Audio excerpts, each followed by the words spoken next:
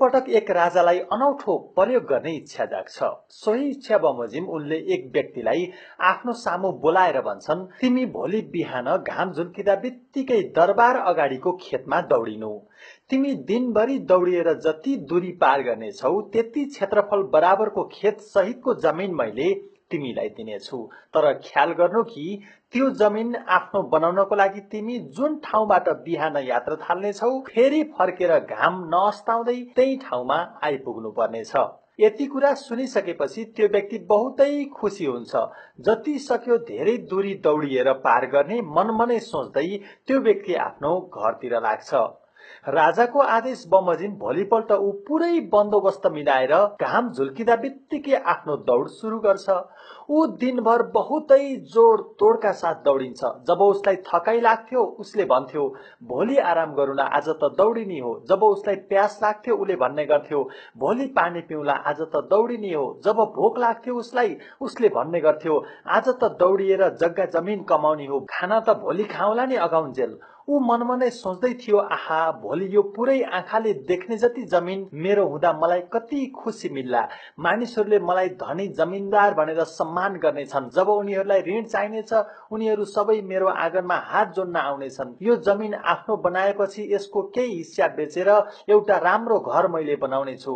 घर अगाडि swimming pool र बगैँचा बनाउने छु। आफ्नै घरभित्र डान्स बार खोल्ने छु अनि त्यही बारमा सुन्दर सुन्दर स्त्रीहरूसँग नाच्दै र रमाइलो गर्दै बाँकी जिन्दगी रिल्याक्स गरेर बिताउने छु। यस्तै यस्तै अनेकौं सपनाहरू र योजनाहरू बुन्दै बुन्दै लगातार ऊ के दौडिरहेको थियो। अचानक त्यो व्यक्तिलाई राजाले भनेको दौडको शर्त याद आउँछ। शर्त अनुसार त ऊ बिहान जुन ठाउँबाट दौडिन सुरु गरेको थियो त्यही ठाउँमा घाम नडुब्दै फर्किनु पर्ने थियो। अब फसाद परे उसलाई। ऊ त आफ्नो दौडमा यति मग्न भएछ कि उसले त आफू फर्किनु पर्छ भन्ने कुरा नै बिर्सिएछ। यसो आकाशतिर हेर्छ त घाम डुब्न करिब करिब 1 घण्टा मात्र बाँकी छ। अब के गर्ने? उसले जे होला होला भनेर हतार हतार बिहान यात्रा थालनी गरेको बिन्दुतिर फर्किन थाल्छ। अब तपाई आफै अन्दाज लगाउनुहोस् कि दिनभर लगाएर दौडिएको त्यति लामो बाटो अब उसले 1 घण्टामा फर्किनु पर्ने थियो। एक त ऊ पहिल्यै थाकेको, भोक र प्यासले गलेको, त्यसमाथि दिनभर हिँडेको बाटो 1 घण्टामा फर्किनु पर्ने भएपछि उसँग सास फेर्ने समेत फुर्सद थिएन।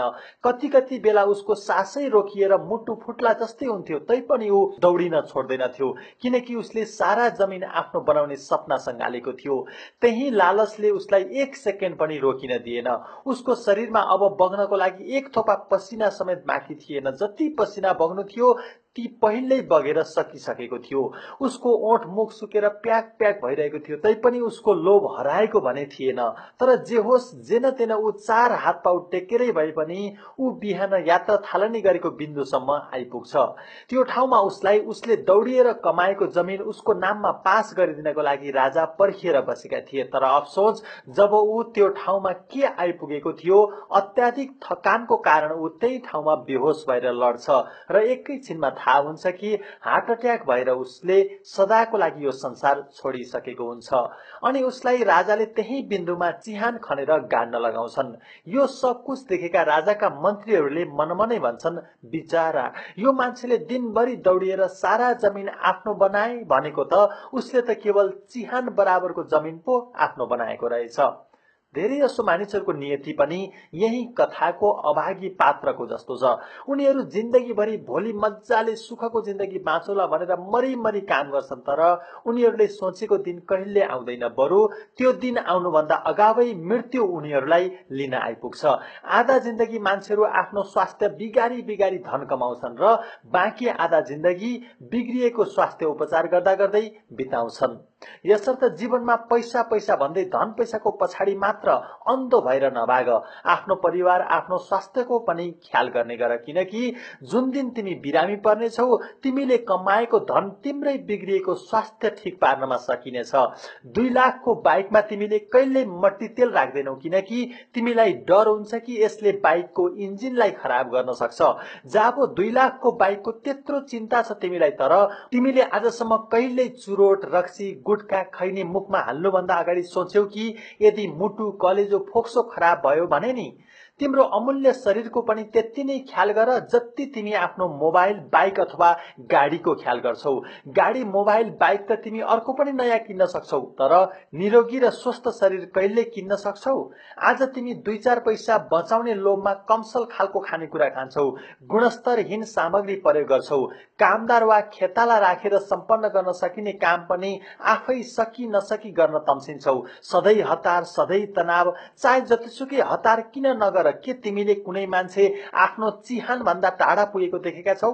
एउटा कुरा सधैँ याद राख, तिम्रो घरमा खाना पकाउनको लागि तिमीले कामदार पनि राख्न सक्छौ, तिम्रो घरमा लुगा धुन र भाँडा माझ्नको लागि पनि तिमीले कामदार राख्न सक्छौ। तर जुन दिन तिमी बिरामी पर्नेछौ, के तिमीले तिम्रा लागि अस्पतालमा बिरामी बनेर सुतिदिनको लागि कसैलाई खेताला राख्न सक्छौ?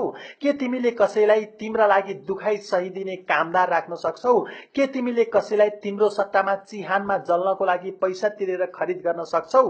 अवश्य सक्दैनौ। जब तिमी बिरामी हुनेछौ, तिमी एक्लैलाई नै पर्नेछ दुखाइ सहन, तिमीलाई नै पर्नेछ अस्पतालको बेडमा सुत्न, र जुन दिन तिमी अकाल मर्नेछौ, तिमीलाई नै पर्नेछ मृत्यु शय्यामा जल्न। यसर्थ धन पैसा कमाऊ, तर स्वास्थ्य बिगारेर होइन, रमाइलो गर, मोजमस्ती गर, तर स्वास्थ्य बिगारेर होइन, खाऊ मिठा मिठा परिकारहरू, तर स्वास्थ्य बिगारेर होइन। साह्रै मूर्ख नबन। एकचोटि हेर आफैलाई, तिमी बाँची बाँची मर्दैछौ कि मरी मरी बाँचिरहेका छौ? म त चाहन्छु म मरी मरी नबाँचु, बरु बाँची बाँची मरौं। सधैँ याद राख जिन्दगीका दिमाग हल्लाइदिने सत्यहरूलाई। जुन दिन तिम्रो मृत्यु हुन्छ, तिम्रो पैसा बैंकमा नै रहन्छ। तिमी जिउँदो हुँदा लाग्छ कि तिमीसित खर्च गर्न पर्याप्त धन छैन। जब तिमी जान्छौ तब धेरै धन पैसा खर्च नगरिकन बचेर रहन्छ। धेरै आवश्यक छ कि अधिक धन आर्जन गर्नुभन्दा अधिक जीवन बाँच्न सिक। विश्व संगीतको इतिहासमा सर्वाधिक सफल गायकहरू मध्ये एक गायकको रूपमा एल्भिस प्रिस्लेको नाम लिइन्छ। 20औं शताब्दीमा उनले आफ्नो गायन मार्फत अकुत सम्पत्ति कमाएका थिए। एल्भिस प्रिस्ले आफैमा बहुतै सुन्दर थिए। युवतीहरूको दृष्टिमा एल्भिसका अगाडि माइकल ज्याक्सन पनि फिक्का लाग्ने गर्थे। अहिलेको बलिउडमा सलमान खानको सफलता र आकर्षणसँग एल्भिस प्रिस्लेको तुलना गरिन्छ। एल्भिसका लागि कुनै युवतीसँग डेटिङ जानु र सँगै बस्नु ठूलो कुरा पटक्कै थिएन। त्यो बेलाका सुन्दर र चर्चित युवतीहरू पनि एल्भिससँग रात बिताउनुलाई गौरवको विषय ठान्ने गर्थे। यहाँसम्म कि कतिपय युवतीहरूले त आफू रातारात सेलिब्रिटी हुनकै लागि पनि आफ्नो प्रेम सम्बन्ध प्रिस्लेसँग रहेको कुरा दावी गर्ने गर्थे। यही सफलताको बीचमा प्रिस्लेको दिल आन ब्युलिन नाम गरेकी युवतीसँग बस्न पुग्यो। उनी प्रिस्लेकी फ्यान थिइन्। जसै आनसँग प्रिस्लेको विवाहको खबर छापियो, अर्को दिनको पत्रिकामा दुईवटी युवतीले आत्महत्या गरेको खबर समेत सार्वजनिक भएको थियो। यहीबाट आकलन गर्न सकिन्छ कि एल्भिस प्रिस्ले कति प्रसिद्ध र लोकप्रिय थिए भनेर। तर यस्ता अतुलनीय नायक गायक एल्भिस प्रिस्लेले साह्रै मन पराएर विवाह गरेकी श्रीमतीले विवाह गरेको 5 वर्ष नपुग्दै उनलाई डिभोर्स दिइन्। यति सफल, यति धनाढ्य, यति सुन्दर पुरुषसँग विवाह गरेर पनि किन उनले आफ्नो श्रीमान एल्भिस प्रिस्लेलाई छोड्ने निर्णय गरिन् त नि भनेर जब अदालतकी एक न्यायाधीशले सोधिन्, तब एल्भिस प्रिस्लेकी श्रीमतीले जुन जवाफ दिइन् त्यसले आज हाम्रो जिउमा काँडा उम्रिन्छ। उनको जवाफ थियो, हो म मान्छु प्रिस्लेसँग सौन्दर्य छ, पैसा छ, प्रसिद्धि छ, तर ती सबै कुरा हुँदाहुँदै पनि मैले उसलाई डिभोर्स दिन बाध्य भएँ, किनकि उसँग मलाई दिने समय भने छैन। म फेरि दोहोऱ्याउँछु, हो म मान्छु प्रिस्लेसँग सौन्दर्य छ, पैसा छ, प्रसिद्धि छ, तर ती सबै कुरा हुँदाहुँदै पनि मैले उसलाई डिभोर्स दिन बाध्य भएँ, किनकि उसँग मलाई दिने समय भने छैन। त्यसपछि जब प्रिस्लेका तर्फबाट वकालत गरिरहेका वकिलले उनकी श्रीमतीको सम्बन्ध प्रिस्लेकै घरमा काम गर्ने नोकरसँग रहेको आरोप लगाए, तब उनकी श्रीमतीले उक्त आरोप सजिलै स्वीकार गरिन् र भनिन्, एउटी श्रीमतीको नाताले मलाई प्रसिद्धि चाहिएको थिएन, मलाई अकुत धन पनि चाहिएको थिएन, मलाई त माया चाहिएको थियो, माया, जुन कुरा मलाई मेरै घरमा काम गर्ने नोकरबाट मिल्यो। एउटी स्त्रीको मनले प्रेम खोज्छ नै। जब श्रीमान नै समय छुट्याउन सक्दैनन् र प्रेम गर्न जान्दैनन् भने त्यस्तो बेला उसकी श्रीमतीले आफूलाई चाहिएको प्रेम कसले दिइरहेको छ हेर्दिन, किनभने नोकरले गर्ने प्रेम र मालिकले गर्ने प्रेम फरक हुँदैन। प्रेम प्रेम नै हुन्छ। प्रिस्लेकी श्रीमतीको यस्तो जवाफले अदालतमा उपस्थित सबैजना स्तब्ध हुन्छन्। यसरी एल्भिस प्रिस्लेलाई छोडेर उनकी श्रीमतीले कानून बमोजिम नै एल्भिसको आधा सम्पत्ति लिएर आफ्नै घरमा काम गर्ने नोकरसित बिहे गरिन्। आनसँगको बिछोडपछि एल्भिस ड्रग एडिक्ट भए र केही वर्षपछि उनको मृत्यु भयो। एल्भिस प्रिस्लेको मृत्युपछि त्यो नोकरले भन्यो, म हमेशा सोच्थे कि म आफ्नो मालिक प्रिस्लेको लागि काम गर्थे, तर अब दिमागमा आयो कि मालिक पो हमेशा मेरो लागि काम गर्दो रहेछ।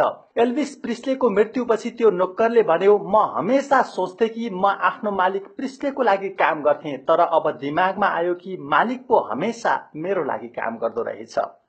दर्शकवृन्द, तपाईहरुलाई हाम्रो भिडियो कस्तो लाग्यो? यदि राम्रो लाग्यो भने भिडियोमा लाइक गर्न र आफ्ना साथीहरुसँग शेयर गर्न नबिर्सनुहोला। भोलि फेरि अर्को सामग्री लिएर उपस्थित हुनेछौं। तबसम्मको लागि बिदा दिनुहोस्। धन्यवाद।